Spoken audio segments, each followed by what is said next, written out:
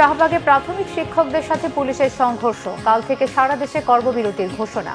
পড়াশোনার ক্ষতি হলে কঠোর ব্যবস্থার হুঁশিয়ারি উপদেষ্টার। কারো দলীয় স্বার্থ বাস্তবায়ন করা অন্তর্বর্তী সরকারের কাজ নয়, মন্তব্য তারেক রহমানের। ফ্যাসিবাদীরা কোনো দলের আড়ালে দেশকে অস্থিতিশীল করতে পারে। গণভোট সংবিধানে নেই, রাস্তায় নামলে সংঘর্ষের আশঙ্কা আমির খসরুর। জামাতের আলোচনায় সাড়া দেয়নি বিএনপি, ঐকমত্যে না এলে সিদ্ধান্ত নেবে সরকার। দেখছিলেন ক্রাউন সিমেন্ট সংবাদ শিরোনাম, এবারে বিস্তারিত। দশম গ্রেডের বেতন সহ ৩ দফা দাবিতে কাল রবিবার থেকে দেশের সকল প্রাথমিক বিদ্যালয়ের কার্যক্রম বন্ধ রাখার ঘোষণা দিয়েছেন সরকারি প্রাথমিক বিদ্যালয়ের শিক্ষকরা। দাবি আদায় না হওয়া পর্যন্ত লাগাতার কর্মসূচি পালন সহ ঢাকা ছেড়ে না যাওয়ার ঘোষণাও দেন তারা। দশম গ্রেডের বেতন সহ ৩ দফা দাবিতে কেন্দ্রীয় শহীদ মিনারে অবস্থান কর্মসূচি পালনের পর পেনড্রপ কর্মসূচি করার জন্য শাহবাগের অভিমুখে যান সরকারি প্রাথমিক বিদ্যালয়ের শিক্ষকরা। এ সময় পুলিশ এবং শিক্ষকদের মধ্যে ধাওয়া পাল্টা ধাওয়া হয়। টিয়ারশেল ও সাউন্ড গ্রেনেড নিক্ষেপ করে শিক্ষকদের ছত্রভঙ্গ করে দেয় পুলিশ। শিক্ষকদের উপর পুলিশের চড়াও এবং কয়েকজনকে আটকের অভিযোগ তুলে আন্দোলনরত প্রাথমিক বিদ্যালয়ের সহকারী শিক্ষকরা পুনরায় শহীদ মিনারে অবস্থান নেন। এ সময় প্রাথমিক বিদ্যালয়ের সহকারী শিক্ষকদের প্রতিনিধিরা জানান, আটকদের মুক্তি না করলে সারা দেশের প্রাথমিক শিক্ষা ব্যবস্থা অচল করে দেওয়া সহ শাহবাগ থানা ঘেরাও করা হবে। এদিকে আন্দোলনে পড়াশোনার ক্ষতি হলে কঠোর ব্যবস্থা নেওয়ার হুঁশিয়ারি দিয়েছেন প্রাথমিক ও গণশিক্ষা উপদেষ্টা অধ্যাপক ডাক্তার বিধান রঞ্জন রায় পোদ্দার। খুলনা জেলা শিল্পকলা একাডেমি অডিটোরিয়ামে প্রাথমিক শিক্ষার গুণগত মান উন্নয়নে শিক্ষা সংশ্লিষ্ট অংশীজনের ভূমিকা শীর্ষক মতবিনিময় সভায় তিনি একথা বলেন।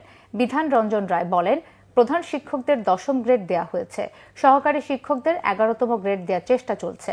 এখন তারা 10ম গ্রেড দাবি করে যে আন্দোলন করছে তার কোনো যৌক্তিকতা নেই।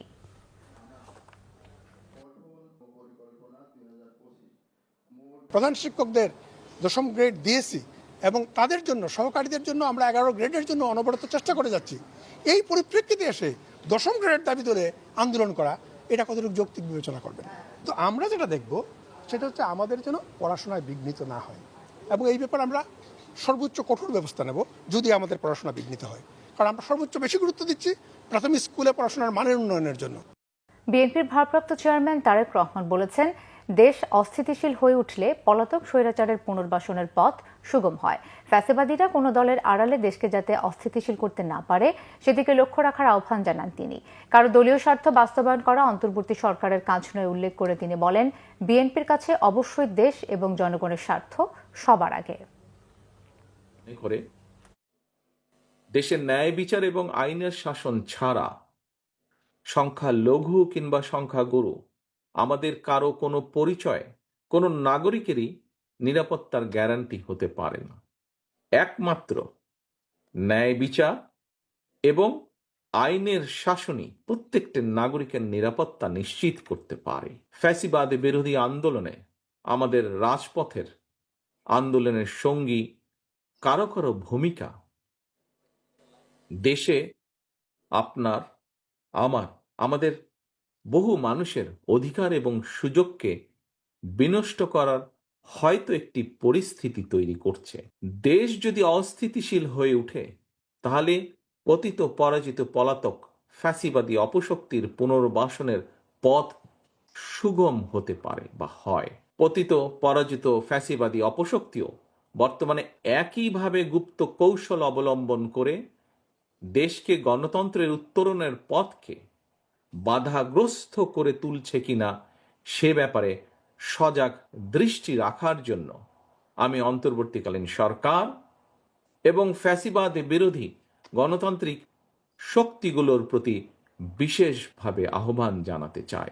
5ই আগস্টের পতিত পরাজিত পলাতক অপশক্তি কোনো দলের আড়ালে গুপ্ত কৌশলে ভূমিকা রেখে যাতে দেশকে অস্থিতিশীল করে তোলার সুযোগ না পায়, গুপ্ত বাহিনীর সেই অপকৌশল থেকে রক্ষা পাওয়ার জন্য অন্যতম প্রধান কৌশল হচ্ছে একটি ফ্যাসিবাদ বিরোধী জাতীয় ঐক্য বজায় এবং বহাল রাখা, জনগণের প্রতি দায়বদ্ধ, জনগণের কাছে জবাবদিহিমূলক একটি গণতান্ত্রিক সরকার প্রতিষ্ঠাই বর্তমান অন্তর্বর্তীকালীন সরকারের অন্যতম প্রধান কর্তব্য।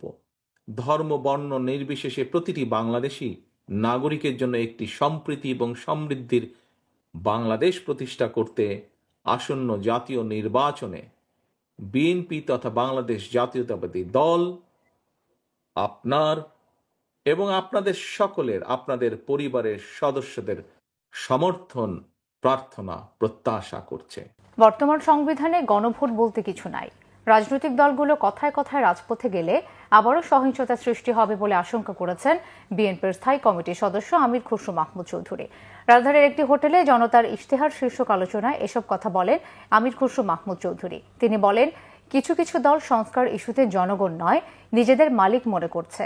একটা স্বৈরাচারী মনোভাব তৈরি হয়েছে রাজনৈতিক দলের মধ্যে। তারপরও ঐক্যমত্যে আসতে হবে। যেটুকু ঐক্যমত্য হয়েছে সেটা বাস্তবায়ন করা হবে, যেটাতে ঐক্যমত্য হয়নি সেটা জনগণের কাছে নিয়ে যেতে হবে। আর জামাতের সহকারী সেক্রেটারি জেনারেল হামিদুর রহমান আজাদ বলেন, জনমত তৈরিতে ও সরকারকে বোঝানোর জন্য গণভোট ইস্যুতে আন্দোলন করছে জামাত। আলোচনার জন্য বিএনপিকে আহ্বান জানানো হলেও সাড়া দেয়নি দলটির দাবি এই জামাত নেতার। জুলাই সনদকে ফাঁদে ফেলার চেষ্টা করা হচ্ছে বলে অভিযোগ করেন তিনি।